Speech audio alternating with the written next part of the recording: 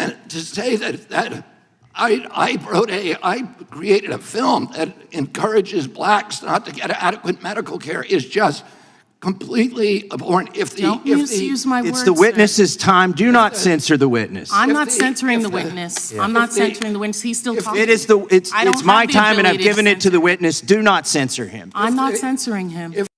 So a man from one of the most prominent political families in American history got dragged through the mud by the very people who claim to champion free speech and civil rights. And the worst part? It happened during a hearing on censorship. You can't make this up. Thank you, Mr. Chairman, and I'd like to yield my time to Representative Massey.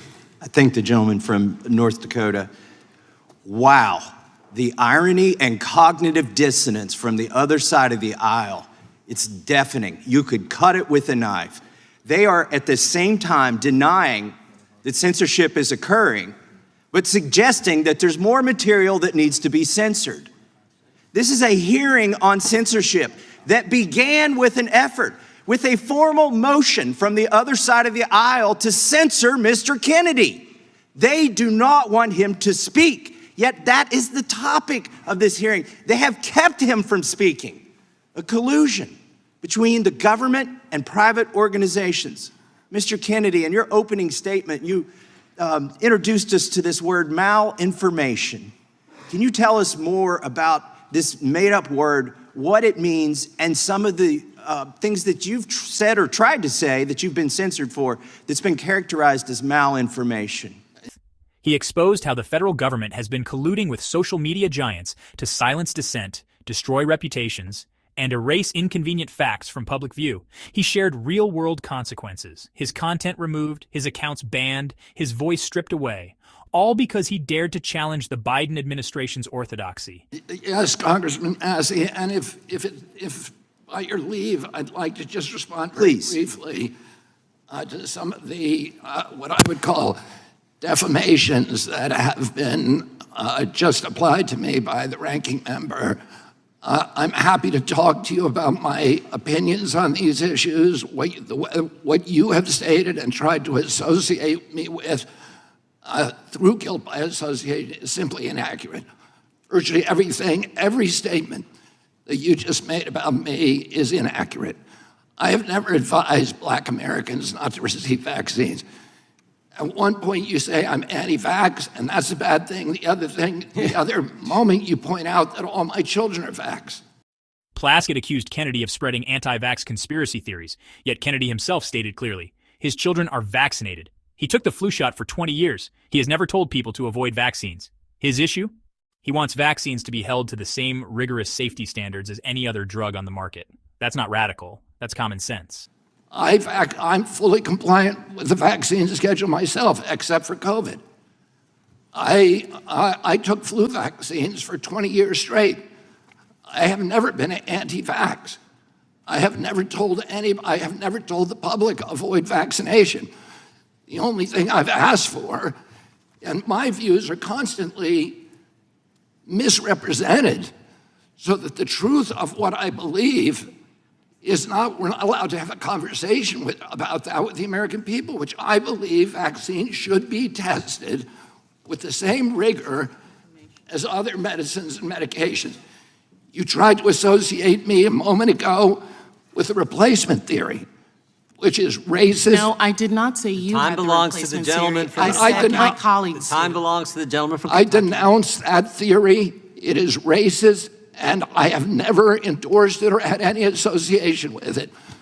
Our film on a medical, by the way, Bill Buxton, who is the Black CDC official who ultimately exposed the Tuskegee experiment, tried for years and years to appeal to CDC to stop it for 40 years. Finally, he got relief by walking into my uncle's office in the building next door. He held hearings and ended the experiment. I remember that very well. And to say that I created a film that encourages blacks not to get adequate medical care is just completely abhorrent. Don't misuse my words. It's the witness's time. Do not censor the witness. Then we have Representative Stacey Plaskett, who honestly didn't even pretend to debate RFK on the facts. No, she went straight to the character assassination playbook. She falsely claimed that Kennedy encouraged black Americans not to get vaccinated. She tried to tie him to racist theories and paint him as some kind of dangerous radical. And when Kennedy pushed back, calmly, rationally, and with receipts, Plaskett jumped in to try to shut him down again. Thankfully, Massey wasn't having it. He said it clearly. Do not censor the witness. I'm not censoring the witness. I'm not censoring the witness. He's still talking. It's my time and I've given it to the witness. Do not censor him. I'm not censoring him. If the views that you and others have applied to me, I've attributed to me, if they were actually true, I can see why I shouldn't be able to testify here today. Those are not true. These are defamations and malignancies that are used to censor me, to prevent people from listening to the actual things that I'm saying. And I think, ranking member, that we should have a real conversation rather than an exchange of ad hominem attacks. And answer very quickly to your question, the term malinformation was coined to describe information that Facebook and Twitter and the other social media sites understood was true, but that the White House and other federal agencies wanted censored anyway for political reasons because it challenged official orthodoxies. I'll give you one example. I was included in a group called the Disinformation Dozen. And Facebook and others were asked to censor us, which they did. And by the way, my Hank Aaron post, it was taken down. My whole Instagram account with 900,000 people was taken down. Kennedy's Instagram account? Nuked. 900,000 followers. Gone. Why? Because he questioned the safety of the COVID vaccines. Because he posted about Hank Aaron's death after getting the jab. That post was erased, and with it, his entire presence on Instagram. Not because it was false, but because it made people think. Because of that, they knew, Facebook knew that the Disinformation Dozen claim, and what they said was the Disinformation Dozen came from this very shady group called the Center for Preventing Digital Hate in England that is funded by dark money that should be looked into. They claim that 65% of the vaccine misinformation on the internet was generated by those 12 people. Facebook itself said that is impossible. That is false information. We know that not to be true. And yet, when the White House asked them to censor this Disinformation Dozen, including me, they did it anyway when they knew it to be untrue. He's going to go a little longer. Excuse me, point of order. I know that witnesses usually have 5 minutes. I see 10 minutes on the board. Is it going to be 10 minutes for We'll every give him 5 witness? minutes, but we're pretty lax with this. We'll let him go for We are? a little. Yeah. I've seen you gavel down on quite a number of We've witnesses. given senators and former Democrat members of Congress and all kinds He's of folks my neither. time. He's neither. I'm just saying in past history. Okay, in okay. committee. But Let's just we'll watch give you, the time for all the witnesses. and if then. you want to cut him off and censor him some more, you're welcome to do it. Oh, that's not my job.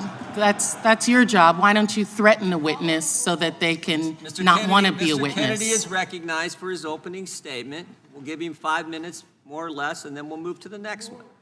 Mr. Kennedy, go right ahead. Thank you, Mr. Chairman. Mr. Chairman, maybe we could put 5 minutes on the clock then, not 10. Could we put 5 on the clock and we'll start it running? Let's step back and look at the big picture. RFK Jr. came to Congress to speak the truth, and instead of engaging with him on the facts, Democrats smeared him, lied about him, tried to shut him up in the middle of a hearing on censorship. Let me know what you think in the comments below. Should platforms be allowed to suppress malinformation, information that's true but politically inconvenient, or is that a slippery slope toward full-blown censorship? Be sure to like, subscribe, and hit the bell so you don't miss future coverage of major political hearings like this one. Thanks for watching.